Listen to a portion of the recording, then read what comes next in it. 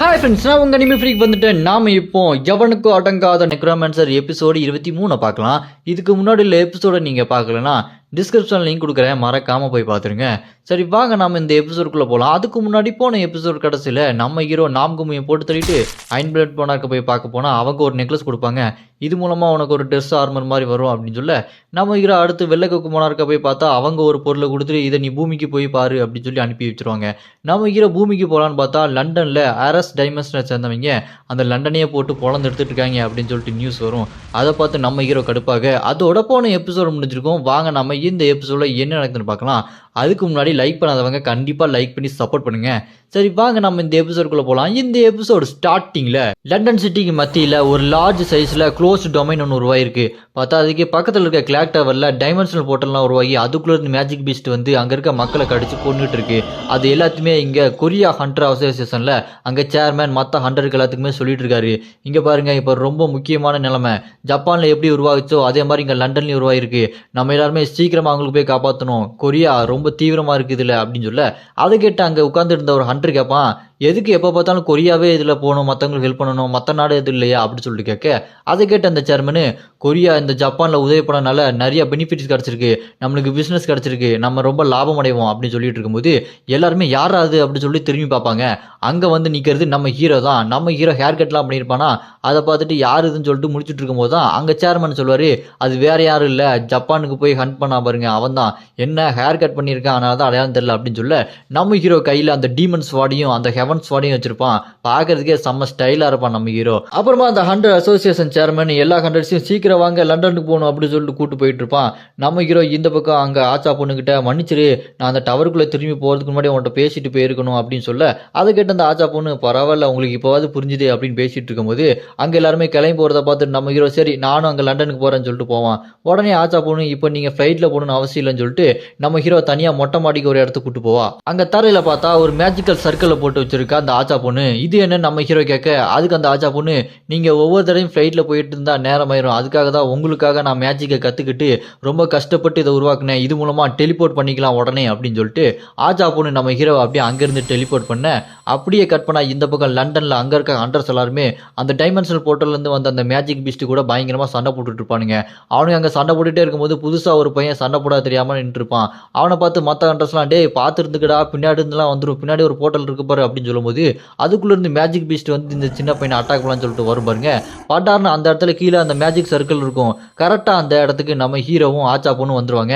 அந்த magic Beast அந்த teleport மேஜிக்கில் மாட்டி வேற இடத்துக்கு போயிடும். இங்கே நம்ம ஹீரோ அந்த பையனை பார்த்து, நாங்கள் வேணா உங்களுக்கு ஹெல்ப் பண்ண போகவா அப்படின்னு சொல்லிட்டு கேட்க அந்த பையனும், நீங்கள் வந்ததுக்கு ரொம்பவே நன்றிங்க, எங்கள் நாடு ரொம்ப கஷ்டத்தில் இருக்குது, அதனால தான் உங்களை வரவேற்கிறதுக்கு சரியான முறை இல்லை அப்படின்னு சொல்லிட்டு இருக்க அங்கே சண்டை போட்டு இருக்க ஹண்டர்ஸ்லாம், டே அங்கே புதுசாக கூட்டு வந்தவங்களை கீழே கூட்டு போட, அங்கே நிறைய பேர் வெயிட் பண்ணிட்டு இருக்காங்க அப்படின்னு சொல்ல அந்த பையனும் நம்ம ஹீரோவையும் ஆச்சா பொண்ணையும் வேற ஒரு இடத்துக்கு கூட்டு போவான். அப்படியே கீழே ஒரு ரூமுக்குள்ள போய் பார்த்தா அங்கே எல்லா லண்டன் ஹண்டர்ஸும் வரிசை உட்காந்துட்டு இருப்பாங்க. அவங்களோட மத்தியில் அந்த ஹண்டர்ஸோட சேர்மனு சும்மா கெத்தா ஸ்டைலாக உட்காந்துட்டு இருக்க நம்ம ஹீரோ அவரை பார்த்துட்டு, இந்த லண்டன் நாடு அழியிற நிலைமையில இருக்கு, இவங்க என்ன ஓவர் ஆட்டிடியூட காட்டுறாங்க அப்படின்னு மனசுல யோசிச்சுட்டு அங்கே சேரில் போய் உட்காந்தா அங்கே நம்ம ஹீரோவை பார்த்துட்டு அந்த சேர்மனு, சங்கு நீங்களா அப்படின்னு சொல்லிட்டு ஆச்சரியமா பார்ப்பாரு. அப்போதான் அது யாருன்னு காட்டினா இதுக்கு முன்னாடி நம்ம ஹீரோ கூட 13ஆம் ஃப்ளோரில் சண்டை போட்டான் பாருங்க அந்த பெருசு வேம்பரிக்கிங்க கூட, அந்த பெருசு தாங்க இந்த லண்டனோட சேர்மனாக இருக்கான்.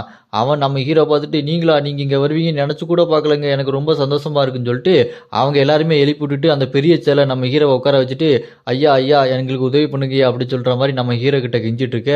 அதை பார்த்துட்டு அங்கே இருக்க மற்ற அண்ட்ரஸ்லாம், என்னது இந்த பெருசை எந்திரிச்சு நின்றுச்சு, அவன் அவ்வளோ பெரிய ஆளா அப்படின்னு சொல்லிட்டு ஒருத்தன் பேசிட்டு இருக்க. அதை கேட்டு இன்னொருத்தன், இவன் தான்ப்பா ஜப்பானுக்கு போய் சண்டை போட்டவன் அப்படின்னு இன்னொருத்தன் சொல்லிட்டு இருக்க. இந்த மாதிரி நம்ம ஹீரோ பார்த்து ரொம்ப ஆச்சரியமாக பார்த்துட்டு இருப்பானுங்க.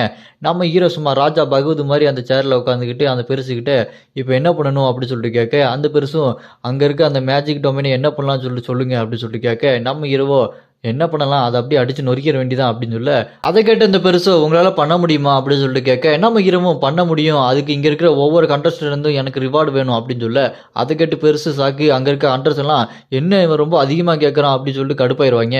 இந்த பெருசோ, நான் எல்லாத்தையும் கேட்டு பார்க்குறேங்க பேசி பார்க்குறேங்க அப்படின்னு சொல்லிட்டு இருப்பானா நம்ம ஹீரோவும் சரி அப்படின்னு சொல்லிட்டு மனசில் யோசிச்சுட்டு இருப்பான்.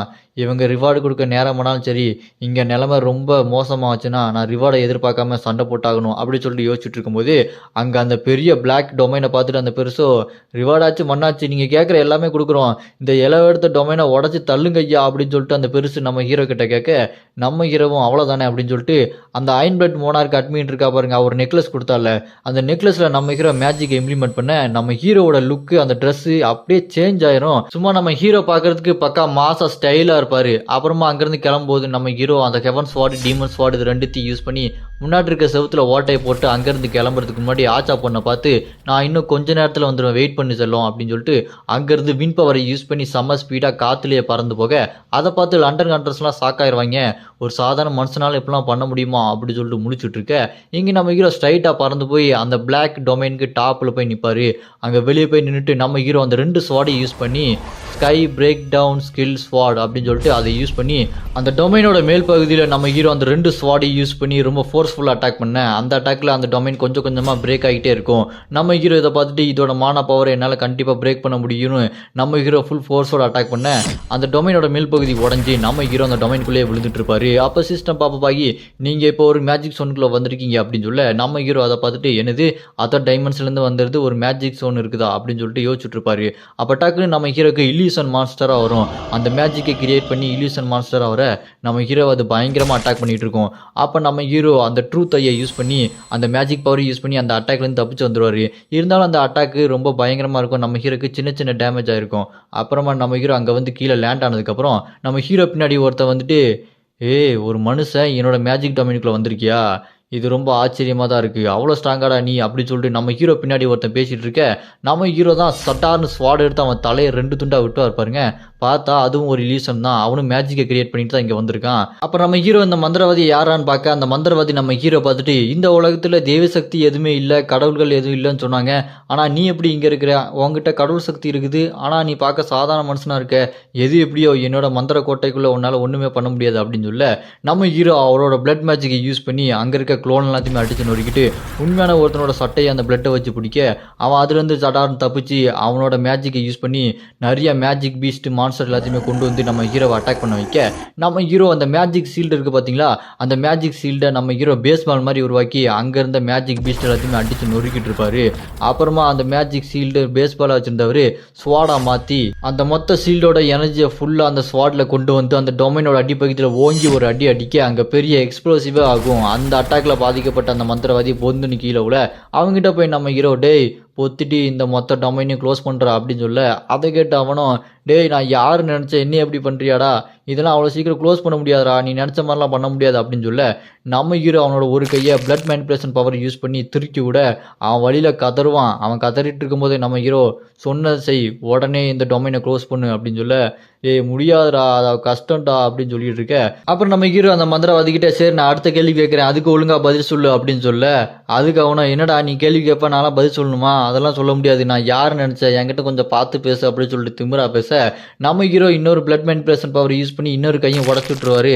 அவன் வழியில் கத்திக்கிட்டு கதறிட்டு இருக்க நம்ம ஹீரோ சரி இப்போ கேட்குற கேள்விக்கு பதில் சொல்லி நீ எதுக்காக இங்கே பூமிக்கு வந்த அப்படின்னு சொல்லிட்டு கேட்க அதுக்கு அந்த மந்திரவாதி இங்கே பூமியில் தான் கடவுள்கள் யாருமே இல்லை, என்னை தடுக்க யாரும் இருக்க மாட்டாங்க, இங்கே இருக்க மக்கள்கிட்ட ஆபத்தை கொடுத்து அவங்கள காப்பாற்றுற மாதிரி காப்பாற்றி அவங்களோட நம்பிக்கையை வாங்கி என்னோட மந்திர சக்தியை கடவுள் சக்தியாக மாற்றுறது தான் இங்கே வந்திருக்கேன் அப்படின்னு சொல்ல அதை கேட்டு நம்ம ஹீரோ நீ இங்கே வந்து கடவுள் சக்தியாக மாற்றுறதுக்காக தான் வந்திருக்கியா, கேவலம் உன்னோட மந்திர சக்தி அதிகப்படுத்துறதுக்காக பூமியில் வந்து மக்கள் எல்லாத்தையுமே கொண்டுட்டு இருக்க, இப்போ நான் இன்னொரு கேள்வி கேட்குறேன் அதுக்கு பதில் சொல்லு, உனக்கு காட் ஆஃப் வெரிஃபிகேஷன் அப்புறம் காட் ஆஃப் பேட்டில் இவங்களை பற்றி ஏதாவது தெரியுமா அப்படின்னு சொல்லிட்டு கேட்க அதுக்கு அந்த மந்திரவாதியும் இல்லைங்க ஐயா எனக்கு தெரியாது ஐயா அப்படின்னு சொல்லிட்டு கத்தரை எழுதிட்டு இருப்பான். அதை கேட்டு நம்ம ஹீரோ டிராகன் ஐயை யூஸ் பண்ணி அவன் உண்மையாக சொல்கிறானா போய் சொல்கிறான்னு பார்ப்பாரு.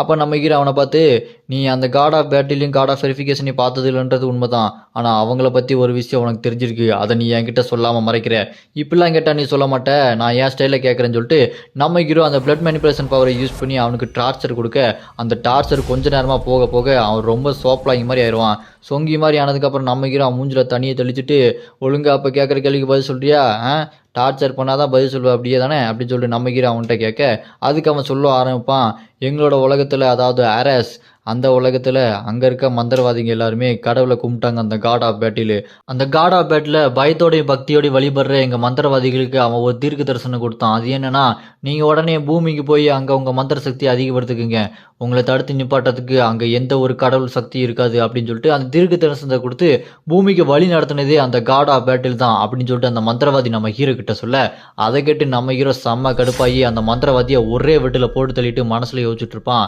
இந்த காட் ஆஃப் பேட்டில் என்னோட விஷயத்துல தலையிட்டுட்டே இருக்கான். இந்த பூமி அழிக்கிற வரைக்கும் அந்த காட் ஆஃப் பேட்டில் ஓய மாட்டான் போல இருக்கு. இதே வேலையாக தான் சுத்திட்டு இருக்கான். அடிக்கடி என்னோட லைன்ல கிராஸ் ஆகிட்டு இருக்கான். நான் எனக்குள்ள இருக்கிற அந்த கடவுளோட சக்தியை எப்படி யூஸ் பண்றதுன்னு சீக்கிரமா கத்துக்கணும். நான் எவ்வளவுதான் கஷ்டப்பட்டாலுமே அந்த சக்தியை என்னால் யூஸ் பண்ணவே முடியல. நான் சீக்கிரமா அதை கத்துக்கிட்டு யூஸ் பண்ணாதான் அந்த காட் ஆஃப் பேட்டிலுக்கு எதிராக நின்று என்னால் சண்டை போட முடியும். காட் ஆஃப் பேட்டிலு நீயா நானா பாத்தலாண்டா அப்படின்னு சொல்லிட்டு நம்ம ஹீரோ அந்த காட் ஆஃப் பேட்டில் நினைச்சிட்டு செம்ம கடுப்புல இருக்க. இதோட இந்த எபிசோடு இங்க முடியுது. நான் அடுத்த எபிசோடு ஆல்ரெடி அப்லோட் பண்ணிட்டேன். டிஸ்கிரிப்ஷன்ல லிங்க் கொடுத்துருக்கேன், மறக்காம போய் பார்த்துருங்க. இந்த வீடியோ பிடிச்சா மறக்காம லைக் பண்ணி சப்போர்ட் பண்ணுங்க.